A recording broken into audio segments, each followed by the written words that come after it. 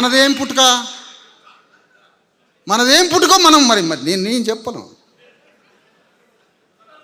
Karunanidhi, Stalin, Annadurai, Periyar, MGR, ఏంటది? ఒక సాంస్కృతిక బంధం.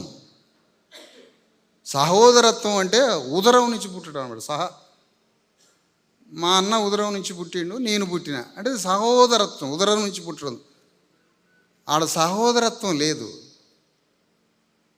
శారీరకంగా ఇద్దరు కలిసి పుట్టిన తర్వాత ఒక తల్లి గర్భంలో పుట్టడంతో కాదు బంధం, ఐడియాలజికల్ బంధాన్ని వేసింది వాళ్ళు.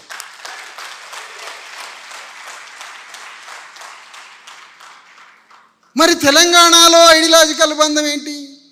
విశారదన్ మాదిగోడు, మాదిగ కులస్థుడు బీసీ ఉద్యమాన్ని ఎట్లా చేస్తాడు?